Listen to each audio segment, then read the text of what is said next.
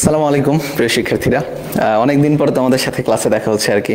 আজকে তোমাদের আরও একজন আমাদের সিনিয়র বায়োলজি ইনস্ট্রাক্টর, ওকে, বঙ্কিম, যশোর মেডিকেল কলেজ। তো আজকে তোমাদের সাথে বঙ্কিম মূলত ক্লাসে থাকবে। আমি তোমাদের সাথে একটু দেখা করতে আসলাম, কারণ তোমাদের সাইকেল 2-তে মূলত আমাদের 3টা অধ্যায় এর মধ্যে যেটা প্রথম অধ্যায় রক্ত তো আমি করাই ফেললাম, এবং শ্বসন এবং শ্বাসক্রিয়ার যেটা প্রথম যে লেকচারটা সেটা আমার ছিল। এরপরে 2 এবং 3 নাম্বার লেকচার আবিদ নিল এবং 4 নাম্বার লেকচারটা বঙ্কিম নিয়ে আজকে আমাদের এই অধ্যায়টা শেষ হবে।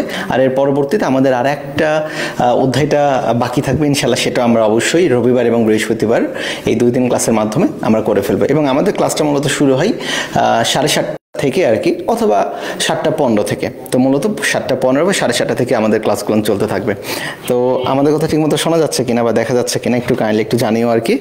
আর বাকি ক্লাসটা কন্ডাক্ট করছে আমাদের বঙ্কিম, কিন্তু আজকে আমরা কিন্তু সবচেয়ে শেষের জিনিসগুলো পড়বো বঙ্কিম। এবং শেষের জিনিসগুলো বলতে গেলে একদম ক্লিনিক্যাল পার্ট। এর মধ্যে আমাদের রয়েছে সাইনোসাইটিস এবং ওটাইটিস মিডিয়া। সাইনোসাইটিস বলতে আমরা কিন্তু বুঝি কি জানো, যে সাইনাস মানে আমাদের, এই যে দেখো একটু শুদ্ধ লাগছে, মানে কি আমাদের যে সাইনাস রয়েছে, সাইনাসে কি হয় বলো, বাতাস থাকে। কিন্তু বাতাসটা যদি কোনো কারণে এফেক্টেড হয়ে যায়, মিউকাস ক্ষরণ হয়ে কোনো ব্যাকটেরিয়া বা ভাইরাস দ্বারা এফেক্টেড হয়ে যায় বা ছত্রাক দ্বারা এফেক্টেড হতে পারে, সেক্ষেত্রে এই জায়গায় প্রদাহের সৃষ্টি হয় বা ইনফ্লামেশনের সৃষ্টি হয়, যার কারণে আমাদের এখানে সাইনোসাইটিস হয়। কারণ আমরা জানি আইটিস শব্দের অর্থ কিন্তু প্রদাহ। তাহলে সাইনাসে মূলত প্রদাহ সৃষ্টি হলে সেটাকে সাইনোসাইটিস বলে। এবং আমাদের কি কি সাইনাস রয়েছে? আমাদের সাইনাস রয়েছে কিন্তু 4 ধরনের, তাই না? সবচেয়ে বড় একটা রয়েছে, সেটা হচ্ছে আমাদের কোন সাইনাসটা বলো দেখি? একটা কিন্তু ম্যাক্সিলারি সাইনাস। ওকে, ম্যাক্সিলারি সাইনাসটা কিন্তু আমাদের সবচেয়ে বড় সাইনাস, কিন্তু আমাদের বইয়ে কিন্তু কোথাও লেখা নাই, বাট আলিম স্যারের বই কিন্তু এটা দেওয়া আছে। তাহলে দেখো আমাদের কি, একটা হচ্ছে ফ্রন্টাল, ওকে, স্ফেনয়েড, এথময়েড এবং ম্যাক্সিলারি। ম্যাক্সিলারিটা থাকে ঠিক এই জায়গায়, মেয়েরা যে জায়গায় রং করে না, ব্লাশ করে না, চকচক করে, এই জায়গাটাতে।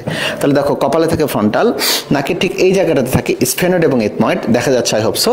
এবং এটা হচ্ছে ম্যাক্সিলারি সাইনাস, এবং সবচেয়ে বড় সাইনাসটা হচ্ছে কিন্তু ম্যাক্সিলারি সাইনাস। ওকে, এবং সাইনোসাইটিস হলে অবশ্যই একটু জ্বর হয় আর কি, আমরা জানি সেটাতে। ওকে, আর আমাদের যে জিনিসটা আছে সেটা হচ্ছে ওটাইটিস মিডিয়া। ওটাইটিস মিডিয়াতে কি হয় বলো দেখি? মিডিয়া মানে মধ্যে, আর ওটাইটিস শব্দের অর্থ কান, অর্থাৎ মধ্যকর্ণে যখন কোনো কিছু একটা আইটিস হয়। কারণ ওটাইটিস বলতে মানে ওটো বলতে কান, আর আইটিস বলতে প্রদাহ। তাহলে কানের প্রদাহ কোন কানের? মধ্যকর্ণের। এই জন্য এটাকে বলা হচ্ছে ওটাইটিস মিডিয়া। এবং ওটাইটিস মিডিয়াতে আমাদের কিন্তু অনেক বেশি জ্বর হয় আর কি। ওকে, এই জ্বরটা কিন্তু মনে রাখতে হবে, কারণ সাইনোসাইটিসে আর ওটাইটিস মিডিয়া এই 2টা জ্বরের মধ্যে কিন্তু পার্থক্য রয়েছে, এবং ওটাইটিস মিডিয়াতে কিন্তু বেশি জ্বর হয়। ক্লিয়ার এতটুকু জিনিস এটাতে? মূলত এই জিনিসটাই। আর লাস্টে একটা জিনিস যেটা, সেটা হচ্ছে যে পানি খেয়ে নিল বাচ্চায়, সেক্ষেত্রে বাচ্চাকে কিভাবে আমরা সিপিআর দিই। সিপিআর শব্দের অর্থ হচ্ছে কার্ডিও পালমোনারি রিসাসিটেশন। এইটা আমরা যে কোনো মানুষকে দিতে পারি, বাচ্চাদের ক্ষেত্রে দিতে পারি, বড়দের ক্ষেত্রে দিতে পারি। এবং সিপিআর দেওয়ার ক্ষেত্রে অবশ্যই এত জোরে চাপ প্রয়োগ করতে হবে যাতে করে তোমার মানে ওদের যে হৃৎপিণ্ড, ওইখানে যাতে একটা প্রেশার পড়ে আর কি, অনেক জোরে একটা প্রেশার পড়ে। এবং বাচ্চাদের ক্ষেত্রেও তেমনি ওদের হাত তো নরম থাকে, এই জন্য খুব বেশি চাপ দিতে পারি না। এই জন্য থাম্ব বা বৃদ্ধাঙ্গুলিতে বাচ্চাদের বুকে 1.5 ইঞ্চি চেপে ধরতে হয়। কত ইঞ্চি চেপে ধরতে হবে? 1.5 ইঞ্চি চেপে ধরতে হবে যখন আমরা ওকে কৃত্রিম শ্বাস প্রশ্বাস ব্যবস্থা করব। আর কৃত্রিম শ্বাস প্রশ্বাসের ব্যবস্থাকে কিন্তু সহজভাবে আমাদের মেডিকেলের ভাষায় বলি সিপিআর, কার্ডিও পালমোনারি রিসাসিটেশন। অর্থাৎ এখানে কার্ডিয়াক মানে হৃৎপিণ্ড, এবং পালমোনারি বলতে কি বোঝানো হচ্ছে বলতো? ফুসফুসকে বা শ্বাসকেন্দ্রে, মানে শ্বসন কেন্দ্র, যেটা কেন্দ্র বলা যায় না, কেন্দ্র তো মাথায় থাকে, মানে শ্বসন অঙ্গকে রিসাসিটেট করা, পুনরায় উজ্জীবিত করাকে বলা হচ্ছে সিপিআরটা।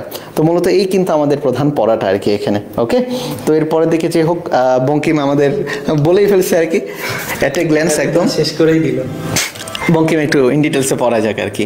এই না বঙ্কিম, ঠিক আছে, ক্লিপ করে নাও, ক্লিপ করে দিই। আচ্ছা, ক্লিপ করে নাও।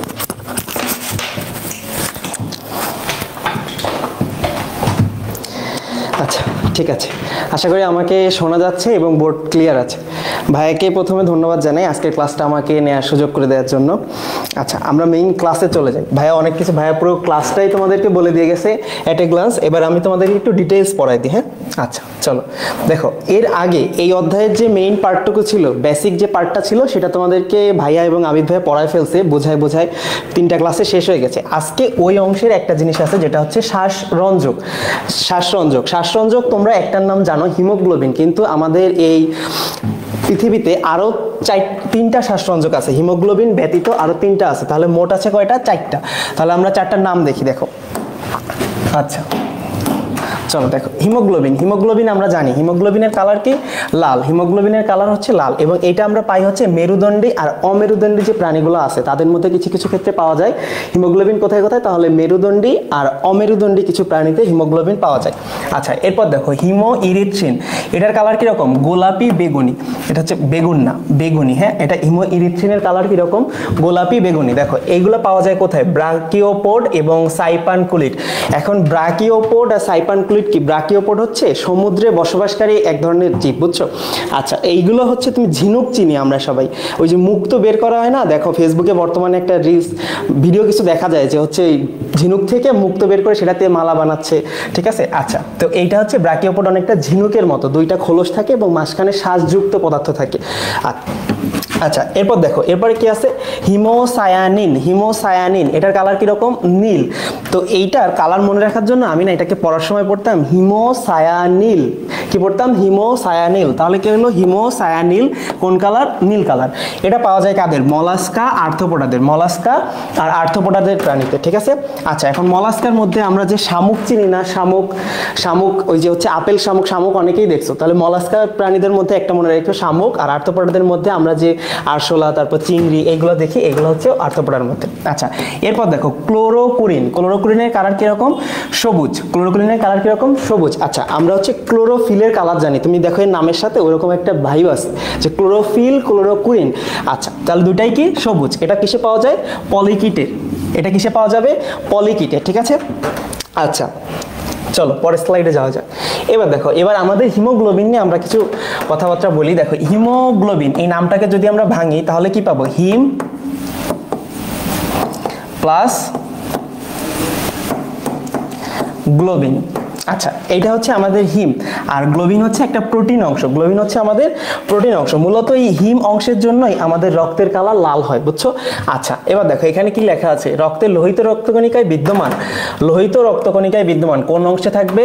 রক্তকণিকা আছে আমাদের তিন প্রকার, লাল রক্তকণিকা বা লোহিত রক্তকণিকা, তারপর হচ্ছে শ্বেত রক্তকণিকা আর অনুচক্রিকা, তাই না? তাহলে এই যে লোহিত রক্তকণিকায় থাকবে হচ্ছে আমাদের প্রোটিনধর্মী ভারী পদার্থ। প্রোটিনধর্মী ভারী পদার্থ কোনটা? হিমোগ্লোবিন। দেখো আমি তোমাকে বলছি এইখানে আমাদের এই হিম আর গ্লোবিনের মধ্যে হিম থাকে 5%, হিম থাকে কত পার্সেন্ট? 5%, আর বাকি 95% হচ্ছে আমাদের এই প্রোটিন অংশ বা গ্লোবিন অংশটা থাকে, বুঝছো? আচ্ছা, এই জন্য এটাকে মূলত প্রোটিনধর্মী ভারী পদার্থ বলা হয়। আচ্ছা দেখো, 4টা একক নিয়ে গঠিত হিমোগ্লোবিন একটা গোলাকার অণু, 4টা একক নিয়ে গঠিত হিমোগ্লোবিন একটা গোলাকার অণু। এখন 4টা একক কি কি? ধরো হিমোগ্লোবিনে এরকম 4টা অংশ থাকে, এই 4টা অংশে 4টা অক্সিজেন বা 4টা আয়রন ধরার জন্য হ্যান্ড থাকে, ঠিক আছে? আচ্ছা, এই জন্য এটাকে বলা হচ্ছে 4টা অংশ নিয়ে 4টা একক, এই প্রত্যেকটাকে এক একটাকে কি বলা হয়? এক একটা একক। আচ্ছা, চলে আসো, প্রতিটি এককে পলিপেপটাইড জাতীয় প্রোটিন, গ্লোবিন এবং লৌহ গঠিত হিম নিয়ে গঠিত, মানে এই প্রত্যেকটা এককের মধ্যেই আমাদের হিম আর গ্লোবিন থাকবে, প্রত্যেকটাতেই থাকবে, বুঝছো? আচ্ছা, এরপর দেখো হিমোগ্লোবিনে 4টি পলিপেপটাইড চেইনের সাথে একটা হিম গ্রুপ যুক্ত থাকে। এই টোটাল 4টার সাথে একটা হিম গ্রুপ যুক্ত থাকে। হিম গ্রুপের জন্যই রক্ত লাল হয়। এবার দেখো রক্তে হিম ও গ্লোবিনের অনুপাত কত? 1:25। খেয়াল করো, এখানে খেয়াল করো, হিম আর গ্লোবিন আমরা কি বলছি? হিম ইজ টু গ্লোবিন, এইটা কত? 1:25। এখন কোশ্চেনে অনেক সময় তোমার কাছে গ্লোবিন ইজ টু হিম চাওয়া হয়, এই ক্ষেত্রে আমরা 25:1 দেব, ঠিক আছে? এটা খেয়াল করবা যে তোমার কাছে হিম ইজ টু গ্লোবিন চাইছে নাকি গ্লোবিন ইজ টু হিম চাইছে, এটা খেয়াল করে কোশ্চেনে দাগাবা। আচ্ছা, এবার যদি আমরা পরিমাণের দিকে যাই তাহলে হিমে হচ্ছে 33.33% লৌহ থাকে। হিমে কি থাকে? 33.33% লৌহ থাকে। আচ্ছা, আর পূর্ণবয়স্ক মানুষের সমগ্র রক্তে 4 থেকে 5 গ্রাম লৌহ থাকে। তোমাকে পার্সেন্টেজে বললে 33.33%, এবং যদি পরিমাণে বলে তাহলে 4 থেকে 5 গ্রাম, ওকে? আচ্ছা, এরপরে দেখো প্রতিটি হিমোগ্লোবিনে 4টি হিম অংশ থাকায় এরা 4টি ফেরাস অণু এবং 4 অণু অক্সিজেন যুক্ত করতে পারে। এই যে এখানে বললাম না যে 4টা একক থাকে, 4টা এককে 4টা আয়রন প্লাস হচ্ছে তোমার অক্সিজেন যুক্ত হইতে পারে, চারটা করে, মানে এইখানে একটা, এখানে একটা, এখানে একটা, ওকে, চারটা যুক্ত হতে পারে। আচ্ছা, এবার দেখো পুরুষে আর মহিলাদের দেহে, পুরুষে আর স্ত্রী দেহে আমাদের হিমোগ্লোবিনের পরিমাণে পার্থক্য আছে। তাহলে দেখো পুরুষে বেশি থাকে 13.5 থেকে 17.5 গ্রাম পার ডেসিলিটার, গ্রাম পার ডেসিলিটার, এটা হচ্ছে পুরুষে থাকা সর্বনিম্ন পরিমাণ, মানে এতটুকু থাকা ভালো। আর স্ত্রী দেহে কতটুকু? স্ত্রী দেহে হচ্ছে 11.5 থেকে 15.5 গ্রাম পার ডেসিলিটার, ওকে। আচ্ছা, পরের স্লাইডে যাই আমরা। এবার আসো সাইনোসাইটিস। সাইনোসাইটিসের কথা ভাইয়া বলে গেল কিছুটা। আচ্ছা, এখানে একটা জিনিস খেয়াল করো, ইটিস, বায়োলজিতে যেখানেই তুমি ইটিস শব্দটা পাবা, আচ্ছা এখানে লিখে ইটিস, ইটিস শব্দটা পাবা, ইটিস শব্দের অর্থ হচ্ছে প্রদাহ। ইটিস শব্দের অর্থ কি? প্রদাহ। তাহলে এইখানে সাইনোসাইটিস বলছে, তুমি শব্দটাকে ভাঙো, sinusitis, sinus plus ইটিস, sinus plus ইটিস। আচ্ছা, সাইনাস হচ্ছে কি আমাদের যে হাড়গুলো আছে করটি বা মাথার মধ্যে যে হাড়গুলো আছে এর মধ্যে কিছু ফাঁপা অংশ থাকে এবং সেটা একটা পর্দা, পাতলা পর্দা দিয়ে আবৃত থাকে। তো ওই ফাঁপা গহ্বরগুলোকে আমরা বলি সাইনাস, ঠিক আছে। ওই ফাঁপা গহ্বরে যদি কখনো প্রদাহের সৃষ্টি হয় বা প্রদাহ ভাইরাস বা ব্যাকটেরিয়া দিয়ে কখনো সংক্রমিত হয় ওইগুলা বা ওই পর্দাটা, তাহলে সেটাকে আমরা কি বলবো? যে রোগটা হয় সেটাকে বলা হয় সাইনোসাইটিস, ঠিক আছে। এখানে দেখো লেখা আছে সাইনোসাইটিসের সংজ্ঞাটা কি বলছি, ভাইরাস ব্যাকটেরিয়া বা ছত্রাকের আক্রমণে সাইনাসের মিউকাস ঝিল্লিতে, অর্থাৎ ওই যে বললাম পাতলা পর্দাটা, ওইটাই হচ্ছে আমাদের মিউকাস ঝিল্লি, মিউকাস ঝিল্লিতে সৃষ্ট প্রদাহকে কি বলা হয়? সাইনোসাইটিস। আচ্ছা দেখো, এখানে সাইনাসের সংজ্ঞাও লিখে দিয়েছি। মাথার খুলিতে মুখমণ্ডলীয় অংশে নাসা গহ্বরের দুই পাশে অবস্থিত বায়ুপূর্ণ 4 জোড়া সাইনাস থাকে। কয় জোড়া? 4 জোড়া বিশেষ গহ্বরকে সাইনাস বা প্যারানেজাল সাইনাস বলে, সাইনাস বা প্যারানেজাল সাইনাস বলে। এবার খেয়াল করো, দেখো আমাদের 4 জোড়া সাইনাস কোনটা কোনটা? কপালে একটা থাকে, এই যে ঠিক কপালে, কপালের এই হাড়টার নাম কি? ফ্রন্টাল বোন। এই হাড়টার নাম কি?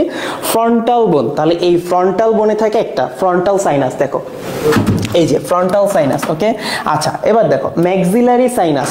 ভাইয়া যেটা বলে গেল, বলছি ভাইয়া যখন, ভাইয়াকে তো অনেক সুন্দর দেখায়, ভাইয়া কিন্তু মেকআপ করে জানো, ভাইয়া যেখানে ব্লাশ লাগায় এই যে এই অংশটা, এটাকে আমরা কি বলি? ম্যাক্সিলা। তাহলে এই ম্যাক্সিলায় কি থাকে? Maxillary sinus. ম্যাক্সিলায় কি থাকবে? Maxillary sinus. আচ্ছা, এরপর দেখো এথময়েড আর এসফেনয়েড।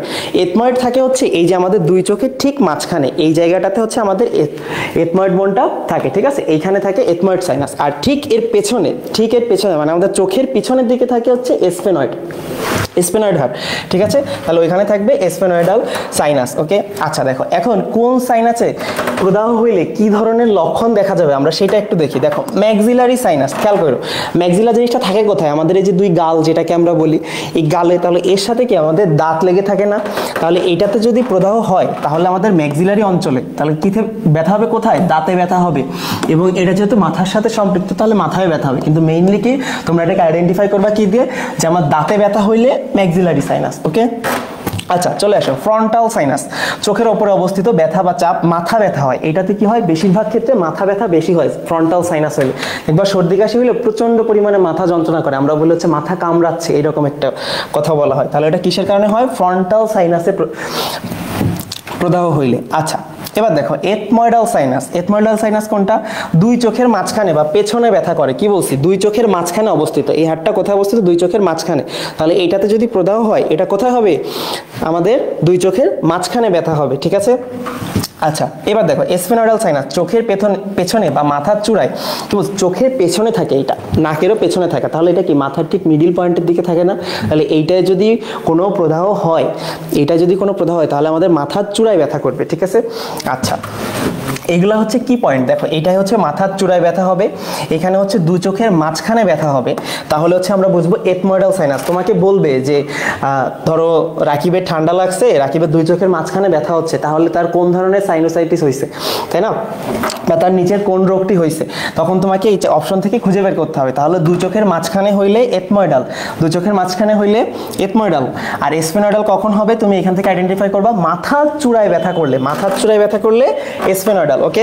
আচ্ছা, এবার দেখো ফ্রন্টাল সাইনাস কোনটা? ফ্রন্টাল গহ্বরে, অর্থাৎ আমাদের কপালে বা মাথা, টোটাল মাথাটা ব্যথা করলে তখন আমরা কি বলবো? Frontal sinus.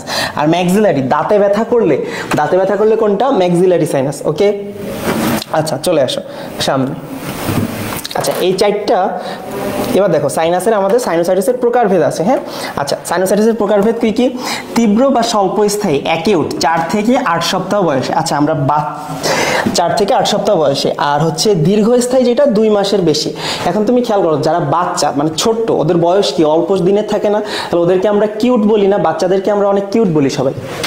তাহলে খেয়াল করো যেটার টাইম কম থাকবে, যেটার টাইম কম থাকবে সেটাকে আমরা বলবো কিউট, সেটাকে আমরা কি বলবো? কিউট। তাহলে অ্যাকিউট, এটা দেখো স্বল্প স্থায়ী, অ্যাকিউটটা স্বল্প স্থায়ী মানে অল্প দিন হবে, অল্প দিনের জন্য হবে, বাট তোমার যন্ত্রণা দেবে খুব বেশি, এই জন্য এটাকে বলা হয় তীব্র বা স্বল্প স্থায়ী বা অ্যাকিউট।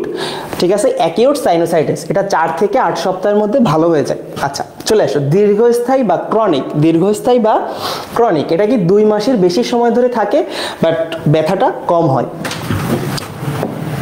চলো এবার দেখো সাইনোসাইটিসের কারণ দেখবো আমরা। কারণের মধ্যে সবার প্রথমে আমি এটা পড়াবো যে ভাইরাস আর ব্যাকটেরিয়া। খেয়াল করো এখানে ভাইরাসগুলোর নাম আলাদা, ব্যাকটেরিয়াগুলোর নাম আলাদা, খুব খেয়াল করে দেখাবা। কোশ্চেনে তোমার কাছে বলা থাকবে যে নিচের কোনটির কারণে বা নিচে কোন ভাইরাসটির কারণে সাইনোসাইটিস হয়। এইবার তোমাকে 3টা অপশনে দিয়ে দেওয়া হবে হচ্ছে সব ব্যাকটেরিয়ার নাম, ঠিক আছে, আর আরেকটা অপশনে থাকবে হচ্ছে তোমার ভাইরাসটার নাম। এখন তুমি কনফিউজড হয়ে যাবা যদি ভালো করে খেয়াল করে না পড়ো যে হচ্ছে কোনটা ব্যাকটেরিয়া ছিল কোনটা ভাইরাস ছিল। তুমি দেখবে অপশনে 4টাতেই অ্যান্সার আছে, কিন্তু তোমার কাছে চাইছে ভাইরাস, এই জন্য এটা খেয়াল করে পড়তে হবে। দেখো ভাইরাসের মধ্যে কি কি আছে? হিউম্যান রেসপিরেটরি সিনসাইটাল ভাইরাস, তো এইটাকে HRSV দিয়েও প্রকাশ করা হয়, বুঝছো, HRSV। আচ্ছা দেখো তারপর হচ্ছে প্যারা ইনফ্লুয়েঞ্জা ভাইরাস আর মেটানিউমো ভাইরাস। ওকে, আচ্ছা ভাইরাস কয়টা পাইলাম আমরা? 1টা 2টা 3টা, তাহলে 3টা ভাইরাস পাইছি, খেয়াল করো। আর আচ্ছা ব্যাকটেরিয়া, ব্যাকটেরিয়া কি কি আছে? স্টেপ্টোকক্কাস নিউমোনি, স্টেপ্টোকক্কাস নিউমোনি, আর হিমোফাইলাস ইনফ্লুয়েঞ্জা, হিমোফাইলাস ইনফ্লুয়েঞ্জা। ওকে, এই 2টা হচ্ছে আমাদের ব্যাকটেরিয়া, আর বাকি 3টা কি কি ছিল? হিউম্যান রেসপিরেটরি সিনসাইটাল ভাইরাস, আর হচ্ছে প্যারা ইনফ্লুয়েঞ্জা ভাইরাস, আর মেটানিউমো ভাইরাস। ঠিক আছে, আচ্ছা আর একটা কি? ছত্রাক, যে কোনো ছত্রাক দিয়ে এটা আক্রান্ত হইতে পারে। আচ্ছা এবার দেখো ঠান্ডা লেগে বা অ্যালার্জির কারণে নাকের মিউকাস ঝিল্লি ফুলে গেলে, ঠান্ডা লেগে বা অ্যালার্জির কারণে নাকের মিউকাস ঝিল্লি ফুলে গেলে, ঠান্ডা লাগলে কি হয়? আমাদের শ্লেষ্মা বের হয়, বা ওই যেটাকে আমরা সর্দি বলি, তো ওইটা যদি তোমার নাকের থেকে বের হইতে না পারে তখন কি তোমার সাইনাসে যে জমা হবে না? বা ঠান্ডা লাগলে অনেক সময় হচ্ছে আমরা নাক টানি, নাক টানে না, নাক টানলে ওটা যদি তুমি বের না করে টেনে টেনে উপরে আটকায় রাখো তাহলে কি হবে? ওই সময় ওইখানে একসময় ভাইরাস ব্যাকটেরিয়ার জন্ম হবে এবং তোমার সাইনাসগুলোতে প্রদাহের সৃষ্টি হবে, তখন তোমার সাইনোসাইটিস হবে। আচ্ছা এরপর দেখো নাকের ভিতরে পলিপ অর্থাৎ মাংসপিণ্ড হইলে, এটা অনেকেরই আছে। আচ্ছা এবার দেখো অ্যালার্জিক ফিভার থাকলে, অ্যালার্জিক ফিভার, অ্যালার্জিক ফিভার কি জিনিস? অনেকেরই হচ্ছে কোল্ড অ্যালার্জি আছে আমরা বলি, মানে হালকা একটু ঠান্ডা লাগলে বা ধুলাবালির মধ্যে গেলেই হচ্ছে তার ঠান্ডা লেগে যায়। তো এই ধরনের মানুষের এই সাইনোসাইটিস হওয়ার সম্ভাবনা অনেক বেশি থাকে, বুঝছো। আচ্ছা নাকের হাড় বাঁকা অথবা টনসিল বড় হলে, নাকের হাড় বাঁকা অথবা টনসিল বড় হলে, ওই যে যেটা বললাম ঠান্ডা লাগলে যদি সর্দিটা ঠিকঠাক টাইম মতো বের হইতে না পারে তাহলে এটা সমস্যা হবে, ঠিক আছে। আচ্ছা এবার দেখো সাইনাসের ভিতরকার সিলিয়া সঞ্চালনে অক্ষম হইলে, আচ্ছা চলে আসো সিস্টিক ফাইব্রোসিস থাকলে, সিস্টিক ফাইব্রোসিসটা আমরা যখন ওই যে ধূমপায়ী ব্যক্তির রোগ পড়বো তখন, আজকেই পড়বো, সেটা লাস্টে আছে তখন আমি বুঝাই দেবো সিস্টিক ফাইব্রোসিস, ঠিক আছে। আচ্ছা সামনে যাওয়া যাক। এবার দেখো লক্ষণ, সাইনোসাইটিসের কিছু লক্ষণ আছে সেগুলো আমরা একটু দেখে নিই। দুর্গন্ধ নিঃশ্বাস বা ঘ্রাণ শক্তিহীনতা, ঠিক আছে। আচ্ছা তুমি এটা সাইনোসাইটিস যদি তোমার হয় এবং খুব ক্রনিক আকারে হয় তাহলে হচ্ছে তুমি সঠিকভাবে ঘ্রাণ পাবা না, কোনো জিনিসের ঘ্রাণ সঠিকভাবে পাবা না। কাশি হইতে পারে রাতের দিকে, সাইনোসাইটিসের একটা জিনিস খেয়াল করবা, রাতের দিকে, রাত হইলে বেশি কাশি হয়, সারাদিন সুস্থ, রাত হয়েছে বা সন্ধ্যার পর থেকে তার কাশি শুরু হয়েছে, রাতের দিকে তীব্র কাশি, ঠিক আছে। ক্লান্তি ভাব থাকবে, ক্লান্তি ভাব কেন থাকবে? দেখো তোমার যদি ঘ্রাণ শক্তিহীনতা থাকে তাহলে তোমার অক্সিজেন ডেফিসিয়েন্সি হবে, অক্সিজেন ডেফিসিয়েন্সি হলে তোমার কোষগুলো সঠিকভাবে অক্সিজেন পাবে না এবং খাবার তৈরি করতে পারবে না, তাহলে তুমি স্বাভাবিকভাবেই ক্লান্ত হয়ে থাকবা, দুর্বল থাকবা সবসময়, অবসন্ন থাকবা সবসময়, তোমার জ্বর হইতে পারে, এটা হইলে মাথা ব্যথা হইতে পারে। এবার কি বললাম? সাইনোসাইটিসের 2টা হার্ট ছিল, চোখের মাঝখানে একটা পিছনে একটা, বলছি 2টা সাইনাস ছিল আমাদের, তার মধ্যে তাহলে কি হবে? এটা চোখের প্রচন্ড ব্যথা হবে, চোখের আশেপাশে যদি ব্যথা হয় তাহলে চোখেও ব্যথাটা ছড়াইতে পারে, ঠিক আছে। আচ্ছা দাঁতে ব্যথা হয়, আমরা আগেই পড়ে আসছি, নাক বন্ধ থাকে, বলছি আগে, ফোঁটা ফোঁটা পানি পড়ে, নাক থেকে ফোঁটা ফোঁটা পানি পড়তে পারে, গলা ভেঙে যায় অনেক ক্ষেত্রে, ঠিক আছে। আচ্ছা, এখন সাইনাস হইলে সহজে আমরা মনে করি যে সাইনাস হয়েছে, মাথাটা ব্যথা করতেছে, গালে ব্যথা করতেছে, আমার ঠান্ডা লাগছে, এই জন্য মনে হয় এরকম হচ্ছে। কিন্তু অনেক ক্ষেত্রে আমরা ধরতে পারি না যে সাইনোসাইটিস হয়েছে। তো সেইটা পরীক্ষা করার জন্য বা জানার জন্য আমরা কি পরীক্ষাটা করি? PNS x-ray. পিএনএস এক্সরে, কেউ যদি চাও ফুল ফর্মটা লিখে নিতে পারো, paranasal sinus x ray. Paranasal sinus x ray, paranasal sinus x ray করা হয়, ঠিক আছে? আচ্ছা, এটা থেকে আমরা বুঝতে পারি যে আমার সাইনোসাইটিস হয়েছে কি হয় নাই, ঠিক আছে? চলো সামনে যাওয়া যাক। আচ্ছা দেখো, চিকিৎসা প্রতিদিন 2 থেকে 4 বার নাক দিয়ে বাষ্প টেনে নেওয়া। এখন তোমরা অনেক সময় ওই যে হচ্ছে লাইফ বয়ের একটা অ্যাড দিত, দেখতা না? যে হচ্ছে গামলা বাটির একটা পাত্রের মধ্যে গরম পানি নিয়ে তারপর বাষ্পটা টেনে নিচ্ছে এবং ওইখানে জীবাণু থেকে ঠান্ডাটা লাগে ছড়ায়, তারপর ওরা হচ্ছে সাবানের একটা দিত লাইফ বয়ের। তো এইখানে ব্যাপারটা ওই রকম যে তুমি গরম পানি নিয়ে সেটাকে নাক দিয়ে বাষ্প টেনে নিবা, গরম বাষ্পটা টেনে নিবা, ঠিক আছে? আচ্ছা, তারপর দেখো দিনে কয়েকবার নেজাল স্যালাইন স্প্রে করা যেতে পারে। আচ্ছা, তারপরে মাথা নিচু করে শরীর বাঁকানো অনুচিত, মানে এই যে মাথা এইভাবে নিচু করে শরীর বাঁকানোটা অনুচিত, তাতে তোমার ওই মিউকাস ঝিল্লিগুলোর উপরে চাপ পড়ে বেশি এবং তোমার ব্যথাটা বাড়ে। আচ্ছা, কখনো কখনো অ্যান্টিহিস্টামিন জাতীয় ঔষধ খাইতে হয়। অ্যান্টিহিস্টামিন জাতীয় ঔষধ, দেখো কেন খাবা অ্যান্টিহিস্টামিন জাতীয় ঔষধ? তোমাকে সাইনোসাইটিসের কারণের মধ্যে বলা হয়েছে অ্যালার্জিক ফিভার, অ্যালার্জিক ফিভার, ঠিক আছে? এবং অ্যালার্জেন জাতীয় পদার্থের কারণে সাইনোসাইটিস হইতে পারে। তাহলে এটা যদি অ্যালার্জেন জাতীয় পদার্থ বা অ্যালার্জিক ফিভারের কারণে হয় কখনো, তাহলে তোমাকে কি করতে হবে? অ্যালার্জির ওষুধ খাইতে হবে এবং সেটাই হচ্ছে অ্যান্টিহিস্টামিন জাতীয় ঔষধ, ঠিক আছে? আচ্ছা, বন্ধনাক খোলার জন্য নেজাল স্প্রে ব্যবহারে সতর্ক থাকতে হবে। বন্ধনাক খোলার জন্য আমরা অনেকেই ঠান্ডা একটু লাগলে হয় আমরা হচ্ছে নেজাল স্প্রে ব্যবহার শুরু করে দিই, ড্রপ ব্যবহার করি, ঠিক আছে? এইগুলাতে সতর্ক থাকতে হবে। প্রথম দিকে নেজাল স্প্রে ভালো কাজ করলেও 3-5 দিন, মানে তুমি 3 থেকে 5 দিন কন্টিনিউয়াস ইউজ করে যাচ্ছ তুমি, তাহলে কিন্তু ক্ষতি হবে এটাতে, ঠিক আছে? আচ্ছা, সামনে চলে আসো। এবার দেখো ওটাইটিস মিডিয়া। ওটাইটিস মিডিয়া, এখানে আমি একটু কথা বলি। ওটাইটিস শব্দের অর্থ হচ্ছে কান সংক্রান্ত বা আমাদের কর্ণ সংক্রান্ত, ঠিক আছে? আচ্ছা, ওটাইটিস, ওটাইটিস দেখো এইখানে ইটিস যুক্ত হয়েছে। ইটিস তার মানে কি? আমাদের কানের সংক্রান্ত কোনো প্রদাহ হবে, কান সংক্রান্ত কোনো প্রদাহ হবে। এরকম ওটাইটিস আমাদের 3টা আছে, আমাদের কানের অংশ 3টা, ওটাইটিসও আছে 3টা, ঠিক আছে? আচ্ছা দেখো 3টা ওটাইটিস কি কি? আমাদের কানকে যদি আমরা দেখি, এই যে বাহিরের যে অংশটুকু তুমি দেখো, এটাকে বলা হয় বহিকর্ণ। মনে করো এটা আমি একটা কান আঁকাইলাম, এটা কর্ণকুহর, এখানে কিছু হাড়টার থাকে, কানের 3টা অস্থি থাকে এবং ভিতরের দিকে যে এরকম পেঁচালো একটা অংশ থাকে, বুঝছো? পেঁচালো একটা অংশ থাকে। এখন আমাদের এই যে বহিকর্ণের যে এই অংশটা, খেয়াল করো, এই যে অংশটা, এইটাকে বলা হয় এক্সটার্না, ঠিক আছে? আচ্ছা, এক্সটার্না বা বাহিরের অংশ। আচ্ছা, এইখানে যদি কোনো প্রদাহ হয়, এইখানে যদি কোনো প্রদাহ হয় বা কোনো রোগ হয়, তাহলে সেটাকে আমরা বলি ওটাইটিস এক্সটার্না। ওটাইটিস এক্সটার্না, আমি এখানে লিখি ওটাইটিস, ওটাইটিস এক্সটার্না। আচ্ছা, এই ওটাইটিস এক্সটার্নাকে অনেক ক্ষেত্রে সুইমার্স এয়ার বলা হয়, সুইমার্স এয়ার বলে, ঠিক আছে? ওটাইটিস এক্সটার্নাকে কি বলা হয়? Swimmers air. কেন বলা হয়? অনেক সময় দেখবা তুমি গোসল করতে গেলে বা হচ্ছে যারা হচ্ছে সাঁতার কাটে রেগুলার, তাদের অনেক সময় কানে পানি যায় বা গোসল করার সময় পানি যায়, সেটা জমে থাকে এবং জমে গেলে ওইখানে কি হবে? তোমার কানের মধ্যে সিরুমেন জাতীয় একটা পদার্থ থাকে, সেইটা যখন ধুয়ে চলে যায় তখন কানের ওই সিরুমেনটা হচ্ছে আমাদের ভাইরাস, ব্যাকটেরিয়া বা ধুলাবালি থেকে কানকে রক্ষা করে। তাহলে সেটা তখন করতে পারবে না, স্বাভাবিকভাবেই কানের মধ্যে ভাইরাস, ব্যাকটেরিয়া দ্বারা আক্রমণ হবে এবং প্রদাহের সৃষ্টি হবে। সেটাকে আমরা কি বলবো? Otitis externa. এবং এটা যেহেতু গোসলের সময় বা হচ্ছে যারা সাঁতার টাতার কাটে তাদের বেশি হয়, এই জন্য এটাকে কি বলা হয়? Swimmers air. আচ্ছা, এবং এই মাঝখান থেকে একটা নালী বের হয়, ইউস্টেশিয়ান নালী। ইউস্টেশিয়ান নালী, এই ইউস্টেশিয়ান নালীর মাধ্যমে কানের মধ্য অংশে, খেয়াল করে এখানে কি বলছি? মিডিয়া। কি বলছি? মিডিয়া।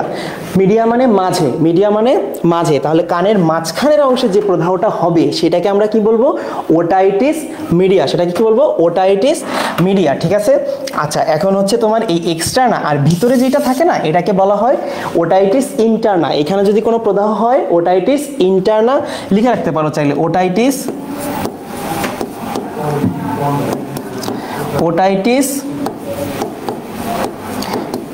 ইন্টারনা, বা এটাকে বলা হয় ল্যাবিরিনথাইটিস, ঠিক আছে? আচ্ছা, ল্যাবি ইনথাইটিস, হাতের লেখা অত্যন্ত জঘন্য, কোনো সমস্যা নাই, বুঝে নিও, মুখের কথা শোনো, মুখের কথা শুনে লিখে নাও, ঠিক আছে। ভিতরের অংশ হলে কি হবে, ওটাইটিস ইন্টারনা বা ল্যাবিরিনথাইটিস। এবার আমরা ওটাইটিস মিডিয়া নিয়ে পড়াশোনা করব, বাকি দুইটা তোমাদের বইতে নাই, তোমাদেরকে জানানোর জন্য জানাইলাম, ঠিক আছে। তোমাদের বইতে এটা নিয়ে ডিটেলস কিছু নাই, এই জন্য আমি ডিটেলস যাচ্ছি না, বাট জেনে রাখো যে ওটাইটিস আরও দুইটা আছে, এইটা মিডিয়া এক্সটার্না আছে, ইন্টারনা আছে, ওকে। আচ্ছা চলে আসো, দেখো কানের ভিতরে বা বাইরে যে কোনো অংশে সংক্রমণজনিত প্রদাহকে বলা হয় ওটাইটিস, ঠিক আছে। এটা যদি মাঝে মধ্যকর্ণে হয় আমাদের, সেটাকে আমরা বলবো ওটাইটিস মিডিয়া, সেটাকে কি বলবো, ওটাইটিস মিডিয়া। দেখো ওটাইটিস মিডিয়ার আবার প্রকারভেদ আছে, হচ্ছে তোমার স্বল্পস্থায়ী বা অ্যাকিউট। এর আগে আমি একটা জিনিস বলে নেই, এখানে দেখো আমি এখানে তোমাদেরকে বললাম যে এইটা হচ্ছে আমাদের মধ্য মানে কানের বাহিরের অংশ, এই যে পিনা যেটাকে আমরা বলি। আচ্ছা তারপর হচ্ছে এই যে এরকম একটা কর্ণকুহর থাকে, এইখানে আমাদের পর্দা থাকে, যেটাকে আমরা বলি কানের পর্দা, তোর থাবা দিয়ে কানের পর্দা ফাটাকে দিব এরকম বলি না, এটাতে হচ্ছে এরকম একটা পর্দা থাকে, বুঝছো, এই পর্দা থাকে। তারপরে হচ্ছে ভিতরের অংশে যে এরকম পেঁচানো একটা অংশ থাকে, যেটা দিয়ে তুমি মূলত কানে শোনো। আচ্ছা এবার এই মাঝের অংশ হচ্ছে এইটা, এই মাঝের অংশে এইখান থেকে এই যে নিচের যে অস্থিযুক্ত একটা অংশ থাকে এখানে, বুঝছো, এই ভিতরটা কি, ভিতরে আমাদের মাথার হাড় থাকে না, তাহলে এইখানে অস্থিযুক্ত একটা অংশ থাকে, এই অস্থিযুক্ত অংশ থেকে আমাদের গলবিলের সাথে, অস্থিযুক্ত অংশ থেকে আমাদের গলবিলের সাথে এরকম একটা নালী বের হয়, এটাকে বলা হয় কি, ইউস্টেশিয়ান নালী। কি বলি, ইউস্টেশিয়ান নালী, বুঝছো, এটাকে কি বলা হয়, ইউস্টেশিয়ান নালী। এই যে দেখো ইউস্টেশিয়ান নালী, বুঝছো। আচ্ছা ইউস্টেশিয়ান নালীর থেকে, ইউস্টেশিয়ান নালী এখন এটা হচ্ছে কান আর আমাদের গলবিলের সাথে বায়ুর ভারসাম্যটা রক্ষা করে, এই জন্য এটা উন্মুক্ত থাকে, দুই দিকেই উন্মুক্ত থাকে। এখন ধরো এই ওটাইটিস মিডিয়াটা আমাদের বাচ্চাদের বেশি হয়, বাচ্চাদের বেশি হয়, 4 মাস থেকে 4 বছর বয়সের বাচ্চাদের বেশি হয়, ঠিক আছে। এখন মনে করো তুমি বাচ্চাকে খাওয়াচ্ছ, খাওয়াইতে খাওয়াতে বাচ্চাকে অনেকে আমরা এইভাবে কাত করে নিয়ে খাওয়াই, যে তুই খা, জোর করে গেলাই বলে না, জোর করে গেলানো, তাহলে এই কাত করে নিয়ে গেলাই, তো গেলানোর সময় ওই ভুলটাই আমরা করি। তরল জাতীয় খাদ্য খাওয়াচ্ছ, তাহলে ওই তরলের এক ফোঁটা তোমার মনে করো এই গলবিল থেকে কোনোভাবে আমাদের মধ্যকর্ণে এসে পৌঁছাইছে, এটা আসতে পারে, কিন্তু তুমি খাওয়ানোর পরে তো বাচ্চারা সোজা করে ফেলছো, তখন তো আর তার এখান থেকে নিচে নামবে না, তাহলে এর মধ্যে রয়ে গেলে কি হবে, ওই খাবারটা পচবে, পচে ব্যাকটেরিয়ার জন্ম হবে, ভাইরাসের জন্ম হবে। তার মানে কি, এইখানে তোমার ব্যাকটেরিয়া ভাইরাস দ্বারা আক্রমণ হবে, আক্রমণ হইলেই প্রদাহ হবে, প্রদাহরে বলি ইটিস, আর মাঝখানে রইলো ওটাইটিস মিডিয়া। তাহলে কি আমাদের ওটাইটিস মিডিয়া কেমন সিস্টেম বুঝতে পারছি আশা করি। এবার চলে আসো ওটাইটিস মিডিয়ার প্রকারভেদটা দেখি। স্বল্পস্থায়ী বা অ্যাকিউট, আগেও বলে আসছে, বয়স ছোট, সময় ছোট, তার মানেই তাদেরকে আমরা কিউট বলি, তাহলে এটাও অ্যাকিউট বা তীব্র, যত সময় মানে অল্প সময় থাকবে বাট যন্ত্রণা দেবে বেশি, ঠিক আছে। আচ্ছা তীব্র কর্ণ, দেখো তীব্র কর্ণ প্রদাহ বা অ্যাকিউট ওটাইটিস মিডিয়া, এক্ষেত্রে কি হয়, ইউস্টেশিয়ান নালীর প্রতিবন্ধকতার কারণে ঊর্ধ্ব শ্বাসনালী আক্রান্ত হয় এবং মধ্যকর্ণ ব্যাকটেরিয়া দ্বারা সংক্রমিত হয়। 2 থেকে 4 সপ্তাহের মধ্যে এ রোগ নিরাময় হয়ে যায়, ঠিক আছে। দেখো সময়টা অল্প, 2 থেকে 4 সপ্তাহের মধ্যে নিরাময় হয়ে যাবে, এটা হচ্ছে আমাদের আসল পয়েন্ট, যে কত সময়ের মধ্যে নিরাময় হচ্ছে।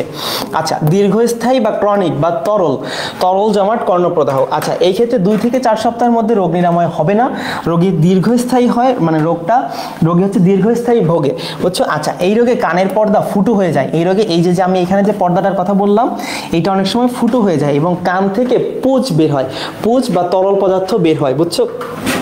আচ্ছা এবং এই ক্ষেত্রে যেহেতু আমাদের পর্দা, শোনো কানের পর্দাটা আমাদের হচ্ছে, আমরা যে কথা বলি বা তোমরা যে আমি বলছি, তোমরা ফোনের সাউন্ড থেকে যে আমার শব্দটা শুনতে পাচ্ছ, আমার কথাগুলো শুনতে পাচ্ছ, তোমার এই কানের পর্দা কম্পিত হয়, কানের পর্দা কাঁপে, কানের 3টা অস্থি আছে সেই 3টা কাঁপে, তারপরে তুমি হচ্ছে কথাটা শুনতে পাও, ঠিক আছে। আচ্ছা এটা হচ্ছে তোমাদের 8ম অধ্যায়ে আছে, সমন্বয় নিয়ন্ত্রণে কানের যে অংশটা আছে ওইটাতে আছে, ঠিক আছে। আচ্ছা চলে আসে, এখন যেহেতু পর্দাই ফুটো হয়ে গেছে, কাঁপবেও না ঠিকভাবে, তাহলে তোমার শ্রবণেও ব্যাঘাত ঘটবে। আচ্ছা দেখো এবার লাস্ট টন, এইটা তোমাদের বইতে সম্ভবত নাই, এটা এক্সট্রা ইনফো মাজেদা ম্যামের বইতে আছে। দেখো adhesive otitis media, adhesive otitis media, এক্ষেত্রে কানের পর্দা মধ্যকর্ণের কোনো স্থানে বা অস্থির সাথে আটকে যায়। আচ্ছা কানের পর্দা মধ্যকর্ণের কোনো স্থানে বা অস্থির সাথে আটকে যায়, ফলে রোগী বধির হয়ে যায়। কাহিনী হবে কি, তোমার এইটা তো হইলো, ক্রনিক তো হয়ে গেছে, ক্রনিক হওয়ার ফলে ওইখানে ফুটো হয়ে গেছে এবং পর্দাটা কিন্তু এমনিই পাতলা, তারপরে আরো নরম হয়ে যাবে পুঁজের কারণে। তারপরে কি হবে, তোমার অস্থির সাথে আরো জটিলভাবে লেগে যাবে। এমনি যেভাবে লাগা, যেটা কাঁপলে এটা কাঁপছে, এটা না হয়ে জটিলভাবে লেগে যাবে। ফলে কি হবে, পর্দা কাঁপলেও হাড্ডি আর কাঁপবে না। তখন কি হবে, পর্দাও কাঁপবে না, হাড্ডিও কাঁপবে না, এবং রোগী কি হয়ে যাবে, বধির হয়ে যাবে। ঠিক আছে, চলো সামনে এগোনো যাক। আচ্ছা, ওটাইটিস মিডিয়ার কারণ লক্ষণ, ওই যে সাইনোসাইটিস যেটা বলছি এইখানেও সেম কথা, ভাইরাস আর ব্যাকটেরিয়া আলাদাভাবে পড়ো। দেখো ভাইরাস কোনগুলা, রেসপিরেটরি সিনসাইটিয়াল ভাইরাস, এটা আরএসভি, আর ওইখানে কি ছিল, এইচআরএসভি। সাইনোসাইটিসে ছিল এইচআরএসভি আর এইখানে অনলি আরএসভি। ওকে, আচ্ছা চলে আসো। দেখো তারপর হচ্ছে ইনফ্লুয়েঞ্জা ভাইরাস আর রিনো ভাইরাস। এই রিনো ভাইরাস হচ্ছে আমাদের স্বাভাবিক সর্দি জ্বর, নর্মাল সর্দি জ্বরের কারণ হচ্ছে কোনটা, এই রাইনো ভাইরাস। ঠিক আছে, আচ্ছা দেখো সর্দি জ্বর হলে কি হয়, নাক থেকে সর্দি বের হয় না, আর আমাদের রাইনো মানে কি, গন্ডার। গন্ডার, ঠিক আছে, গন্ডারের কি আমরা নাক দিয়ে ওরে বেশি ভালো চিনি, গন্ডারের নাকের শিং, মানে নাকের উপর যে শিংটা থাকে ওইটার জন্য। ঠিক আছে, আচ্ছা তাহলে মনে রাখবা রাইনো ভাইরাসের কারণে কি হয়, আমাদের স্বাভাবিক সর্দি জ্বর। আচ্ছা ব্যাকটেরিয়া দ্বারা, দেখো ব্যাকটেরিয়ার মধ্যে কি কি আছে, স্ট্রেপ্টোকক্কাস, ব্যাকটেরিয়ার মধ্যে কি কি আছে, স্ট্রেপ্টোকক্কাস নিউমোনি, স্ট্রেপ্টোকক্কাস নিউমোনি। আচ্ছা হিমোফাইলাস ইনফ্লুয়েঞ্জা, হিমোফাইলাস ইনফ্লুয়েঞ্জা আর মোরাক্সেলা। ঠিক আছে, আচ্ছা এবার দেখো ছত্রাক দ্বারা, আরেকটা হতে পারে ছত্রাক দিয়ে। ওকে, আচ্ছা দেখো মধ্যকর্ণের সাথে নাকের সংযোগস্থল বন্ধ হয়ে গেলে, যেটা বললাম তোমার, এইটা হচ্ছে মধ্যকর্ণ, এটা হচ্ছে ইউস্টেশিয়ান নালী এবং আমাদের নাসা গলবিল যেটা, তাহলে এর সাথে এর সংযোগটা বন্ধ হয়ে গেল কোনো দিক দিয়ে, মনে করো বন্ধ হয়ে গেলে এটা হইতে পারে। ওকে, আচ্ছা লক্ষণে চলে আসো। এই রোগে কানে ব্যথা হবে, কানের প্রদাহ, তাহলে কানে ব্যথা হবে স্বাভাবিক। কান থেকে তরল নিঃসৃত হয়, ওই যে যেটা বললাম তোমাদের ক্রনিকের ক্ষেত্রে কি হইতে পারে, কানের থেকে পুজ নিঃসৃত হইতে পারে। সাময়িকভাবে কানে কম শোনা যায় এবং শিশুদের গায়ে, শিশুদের ক্ষেত্রে এই বিশেষ লক্ষণটা দেখবা 104 ডিগ্রি ফারেনহাইট প্লাস, মানে 104-এর বেশি জ্বর হয়, বুঝছো? তোমার কোশ্চেনে তোমার উদ্দীপকে এইটাই উল্লেখ করা থাকবে এবং তোমাকে এইটা দিয়েই আইডেন্টিফাই করতে হবে যে 104-এর বেশি জ্বর হচ্ছে, 104-এর বেশি জ্বর হচ্ছে, তার মানে কি এটা ওটাইটিস মিডিয়া। কোন একটা শিশুর নাম বলে বলবে তোমাকে 104-এর বেশি জ্বর হয়েছে, তার মানে কি এটা ওটাইটিস মিডিয়া। ঠিক আছে, আচ্ছা মাথা ব্যথা করতে পারে, ঘুমাতে অসুবিধা হয়, কারণ কানে যদি প্রদাহ হয় তুমি ঘুমাবা কিভাবে, অনেকে কাত হয়ে ঘুমায়, তাহলে অবশ্যই তোমার ঘুমাইতে ব্যথা হবে, ঘুমাইতে গেলেই কানে ব্যথা লাগবে। ঠিক আছে, আচ্ছা প্রতিরোধ ও প্রতিকার, এটা আমরা কিভাবে প্রতিরোধ করতে পারি, কানের সংক্রমণে প্রতিরোধে জন্মের পর শিশুকে অন্তত প্রথম 6 মাস বুকের দুধ খাওয়াতে হবে। অনেকেই ভুল করে যে হচ্ছে তোমার প্রথম থেকেই হচ্ছে ফিডার বলে, ফিডারে খাওয়ানো শুরু করে, তো ওই ফিডারে খাওয়াইতে যেই ভুলগুলো হয়, যেটা বললাম যে আমরা শিশুকে বেশি কাত করে খাওয়াইতে যে ইউস্টেশিয়ান নালী দিয়ে খাবার চলে যায়, তারপরে প্রদাহের সৃষ্টি হয়।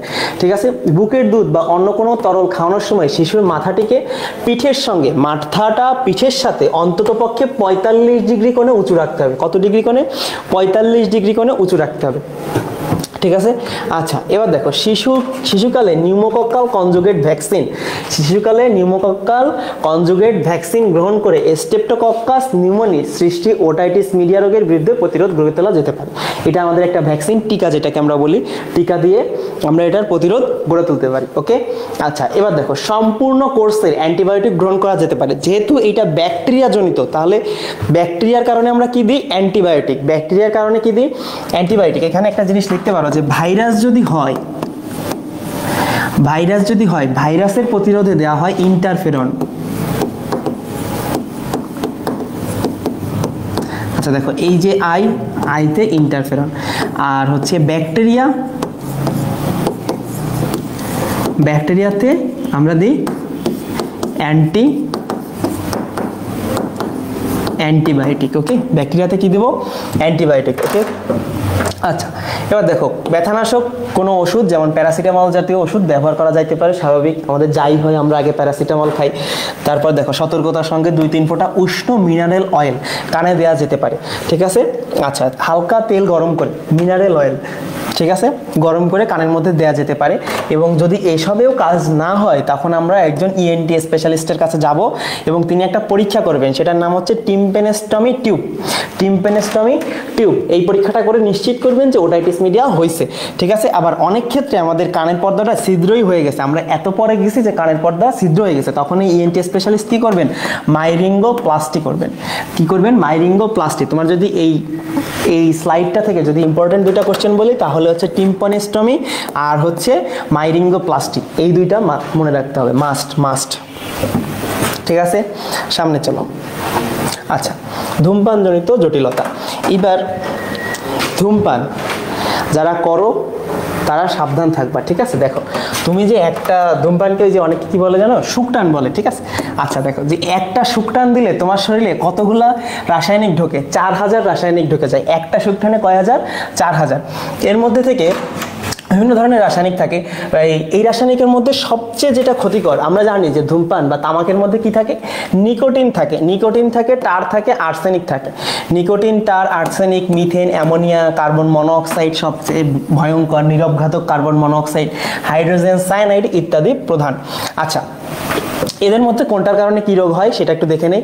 আমাদের নিকোটিনের কারণে ফুসফুসের প্রদাহ এবং ক্যান্সার হইতে পারে। টার হচ্ছে আমাদের সিস্টিক ফাইব্রোসিস এবং হচ্ছে এই যে এমফাইসেমায় সাহায্য করে। ঠিক আছে, আচ্ছা এবার দেখো ব্রঙ্কাইটিস, ব্রঙ্কাসের প্রদাহ, ব্রঙ্কাসের প্রদাহ, এই যে আমাদের শ্বাসনালী বিভক্ত হয়ে যেটা সৃষ্টি করে সেটাকে আমরা বলি ব্রঙ্কাস। তো ব্রঙ্কাসের প্রদাহ হইলে এই যে এখানে দেখো ইটিস আছে, ব্রঙ্কাস প্লাস ইটিস, তাহলে ব্রঙ্কাইটিস, তাহলে ব্রঙ্কাসের প্রদাহকে কি বলবো? ব্রঙ্কাইটিস। আচ্ছা, ফুসফুসের ক্যান্সারে দেখো টার সাহায্য করে, কার্বন মনোঅক্সাইড সাহায্য করে, পলিনিউক্লিয়ার হাইড্রোকার্বনের কারণেও হয়। এখানে আরেকটা জিনিস লিখে রাখতে পারো, মাঝে মাঝে কোশ্চেনে আসে যে ফুসফুসের ক্যান্সারের জন্য নিচের কোন যৌগটি দায়ী? SiO2, silicon dioxide. ঠিক আছে, কোনটা দায়ী? সিলিকন ডাইঅক্সাইড ফুসফুস ক্যান্সারের জন্য। আচ্ছা, এবার দেখো প্লিউরিসি, প্লুরার প্রদাহ, এখানে পুরার না প্লুরার প্রদাহ। ওকে, আচ্ছা ফাইব্রোসিস, ফুসফুসের বায়ুথলির প্রাচীর পুরু হয়ে যায়। এখন তুমি রেগুলার ধূমপান করো বা তুমি চেইন স্মোকার, তোমার ফুসফুসের বায়ুথলিগুলোর মধ্যে না আমাদের যে স্কোয়ামাস সেলগুলো থাকে ওইগুলা হচ্ছে তুমি যে তাপটা নিচ্ছ বা ধোঁয়াটা নিচ্ছ ওইটার কারণে আস্তে আস্তে পুরু হয়ে যাবে এবং সেলটা পুরু হয়ে যাবে, ওইটার ওই ইলাস্টিসিটি থাকবে না ওর মধ্যে। তখন কি হবে? ওইটা শক্ত হয়ে গেলে তোমার এই বায়ুথলির প্রাচীর পুরু হয়ে যায়, তখন তুমি শ্বাস প্রশ্বাস নিলেও দেখবা ওইটার এভাবে সংকুচিত প্রসারিত হইতে পারবে না। আর একটা হয় এমফাইসেমায় কি হয়? ওইটা পুরু হইতে হইতে বা হচ্ছে ওটা প্রসারিত হইতে হইতে অনেক সময় ফেটে যায় এবং ফুসফুসে ফাঁকা জায়গার সৃষ্টি হয়। এই ফাঁকা জায়গার সৃষ্টি হওয়াটাকে কি বলা হয়? এমফাইসেমা। ওকে, আচ্ছা আর আরেকটা জিনিস ছিল যে হচ্ছে আমাদের কৃত্রিম শ্বাস প্রশ্বাসের যে বিষয়টা সেটা হচ্ছে সিপিআর, ভাইয়া বলে দিয়ে গেছে সিপিআর। আর এই অধ্যায় শেষ, এখানে শেষ। তোমাদের বইয়ে দেখবে একটা চার্ট আছে যে হচ্ছে ধূমপায়ী আর অধূমপায়ীর পার্থক্য, ধূমপায়ী আর অধূমপায়ীর ফুসফুসের এক্সরের পার্থক্য, বুঝছো? আচ্ছা, যে ধূমপান করবে না, এখানে আমি এক কথা বলে দিয়ে যাই, যে হচ্ছে ধূমপান করবে না তার ফুসফুসের, তার যদি তুমি বুকের এক্সরে করো দেখবা তার ফুসফুসটা একদম কালো কালারের থাকবে। এবং যে ধূমপান করে, রেগুলার ধূমপান করে, তাদের ফুসফুসের এক্সরে করলে বা বুকের এক্সরে করলে দেখা যায় যে তাদের এক্সরের মধ্যে মাঝে মাঝে সাদা সাদা ছোপ জায়গা দেখা যায়। ঠিক আছে, আচ্ছা এটা একটা পয়েন্ট যে তোমার যে অধূমপায়ী বা যে ধূমপান করে না তার ফুসফুসের এক্সরে কেমন? পুরো কালো। আর যে ধূমপান করে তার ফুসফুসের এক্সরে কেমন? কিছু কিছু জায়গায় সাদা সাদা ছোপ দেখা যায়। এবং আমাদের যে রেগুলার ইয়েটা থাকে, রেগুলার যারা মানে নর্মাল, তাদের ফুসফুসের এক্সরেতে কি হবে? এমফাইসেমার কোনো চিহ্ন দেখা যাবে না। বাট যারা হচ্ছে রেগুলার ধূমপান করে, চেইন স্মোকার, তাদের এক্সরেতে এমফাইসেমার চিহ্ন দেখা যাবে। ঠিক আছে, এবং এই এক্সরে থেকে নর্মালটাই ক্যান্সার কোষ শনাক্ত করা যাবে না, বাট যারা চেইন স্মোকার তাদেরটাই ক্যান্সার কোষ শনাক্ত করা যাবে। ওকে, তো আজকে আমাদের ক্লাসটা এই পর্যন্তই ছিল। ঠিক আছে, এই অধ্যায় এইখানেই শেষ হইলো। তোমরা মনে রাখবা তোমাদের হচ্ছে ভাইয়া এবং আবিদ ভাই যে ক্লাস আগে 3টা নিয়েছে তার মধ্যে হচ্ছে তোমাদের শ্বাস প্রশ্বাসের কার্যক্রম, গ্যাসীয় পরিবহন, রাসায়নিক শারীরবৃত্তীয় শ্বাস প্রশ্বাসের, এইগুলো থেকে একটা কোশ্চেন হয়। এবং যদি এই অধ্যায়ের কোশ্চেন তুমি পাও সিকিউতে, তাহলে অবশ্যই মনে রাখবা যে কোনো একটা রোগ 3 মার্কে অথবা 4 মার্কে তোমার থাকবে। তো তুমি এই রোগগুলা এবং এর কারণ প্রতিকার এগুলা স্কিপ করার কোনো সুযোগ নাই। তো সবাই এটা পড়ে ফেলবা এবং যারা নোট করছো নোট গ্রুপে পোস্ট করে দেবা। ঠিক আছে, আচ্ছা তো আজকে এই পর্যন্তই। কারোর কোনো কোশ্চেন থাকলে করতে পারো।